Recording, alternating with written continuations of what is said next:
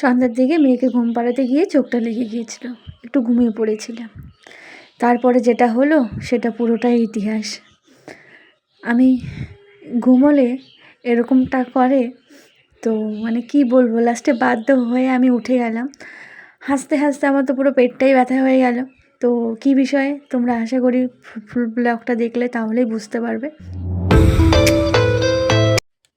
Hello বন্ধুরা, সকলে কেমন আছো? আশা করছি যে যেখান থেকে আমার ব্লগটা দেখছে সকলে ভালো আছো এবং সুস্থ আছো। আমরাও ভীষণ ভালো আছি। আজকে রবিবার, এই পাখিটা কি সুন্দর আওয়াজ করছিল, মনে হচ্ছে এটা কোকিল। তো তোমরা একটু বলো এটা কী পাখি। আজকের বারটা তো বললাম রবিবার, আর রবিবারে রান্নাবান্নার দিকে সকালে না গেলেও চলে, সকালে উঠেই তাই আমি এই যে আগের দিন তো এগুলো উঠালাম, তোমাদের সঙ্গে শেয়ার করেছি। আজ আমি সমস্ত কিছু ধুয়ে দিচ্ছি। তোমাদের রাতেই দাদাভাই এগুলো নিয়ে বেরিয়েছিল, শনিবারের রাতে আমি মানে কোনো মতেই দিয়ে নিয়ে বলছি না আমি সকালেই ধুয়ে দেবো। শ্বশুরমশাই তো বেরিয়ে গেছে বাইরে, আর এরই মাঝে আবার কাকি চলে আসলো। আমার সমস্ত জামাকাপড় করা হয়ে গেছে। কাকিরা আসতে যাচ্ছে কুচবিহার রাসমেলায়, তো পিন করে দিলাম, কাকি চলে গেল। এখন আবার ওই যে কলা চলে এসেছে, আজকে আবার রবিবারে। আর আজকে ইঁদুরের ফাঁদ পেতেছিল, একটা ইঁদুরও পড়েছে। ওই যে ছেলে মেয়ে ঘুম থেকে উঠেই সেটা নিয়েই ব্যস্ত।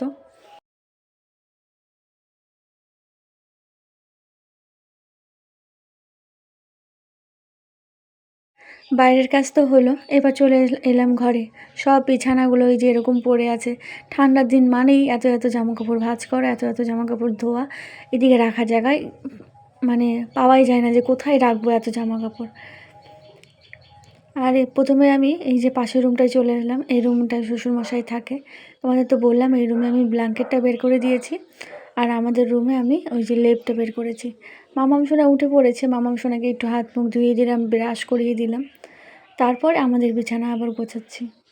আর তোমাদের দাদাভাইয়ের সঙ্গে কথা বলছিলাম ইঁদুরটা বাইরে গিয়ে ছেড়ে দিই। খুব ইঁদুরের উৎপাত বেড়েছে জানো তো। এই দেখো তোমার চুল পাকি গেছে। এই যে কি চুলটা খুললাম। দেখলাম মা। আরে বাবা দাঁড়া তো,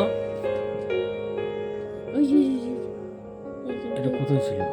দে আমাদের দে, তোর থেকে আমার টেনশন বেশি না।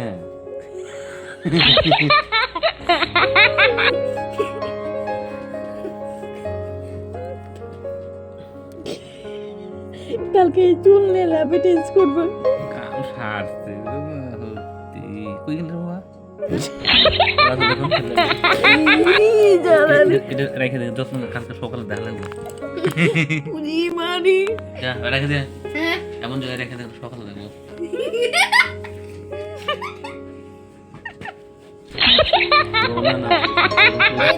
ছেলের ছিল আজকে পড়া, ছেলে পড়ে চলে এসেছিল। এবার আমি আর উঠছিলাম না, আর এইভাবে আমাকে ওঠানোর জন্য এরা বাবা ছেলে মিলে কি কাণ্ডটাই না করলো। লাস্টে বাধ্য হয়ে ঘুম তো আর হলো না, উঠে চলো এখন খেতে দিয়ে দিই।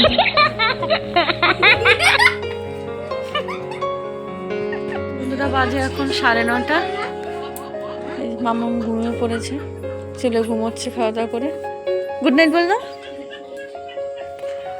চলো আমি এখন তোমাদের দাদাভাইকে খেতে দেবো। মেয়ে রান্নাবাটিটা এরকম ছড়িয়ে ছিটিয়ে আছে। 9:30 হয়ে গেছে। আজকে আমিও একটু ঘুমিয়েছিলাম সন্ধ্যার সময়, দুপুরে ঘুমায়নি মেয়েটা। তো চলো 9:30 বেজে গেছে, তোমার দাদাভাইকে খেতে দিয়ে দিই। শ্বশুরমশাই নেই, শ্বশুরমশাই কীর্তনে গেছে।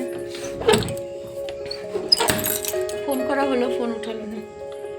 খাওয়া গরম করতে থাকি। আর এখন তো নিরামিষ।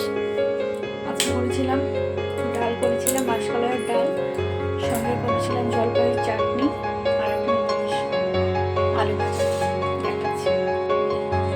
একটা ঘ্যাট করেছি মিষ্টি কুমড়ো সব সবজি দিয়ে, সব রকম সবজি আছে। এখানে জলপাইয়ের চাটনি করেছি, পাতলা করিনি, আঠা আঠাই করেছি।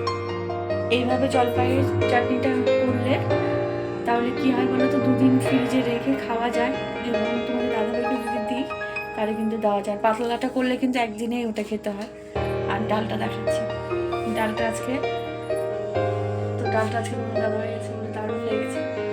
মূলো দিয়ে করেছে, মূলো দিয়ে মাসকলাইয়ের ডাল, অল্প আছে, এটা 1 কাপ আছে। শ্বশুরমশাই ফোন করে বললো ওখান থেকে খাওয়া দাওয়া করে আসবে। আমি এখন তোমাদের দাদাভাইকে খেতে দেবো। আজকের ব্লগটা এখানেই শেষ করছি। বাই, সবাই ভালো থেকো, সুস্থ থেকো। আবারও দেখা হচ্ছে নতুন ভিডিওর সঙ্গে। তো বাই। ভিডিওটা আজকের একটু ছোটই হয়ে গেল গো।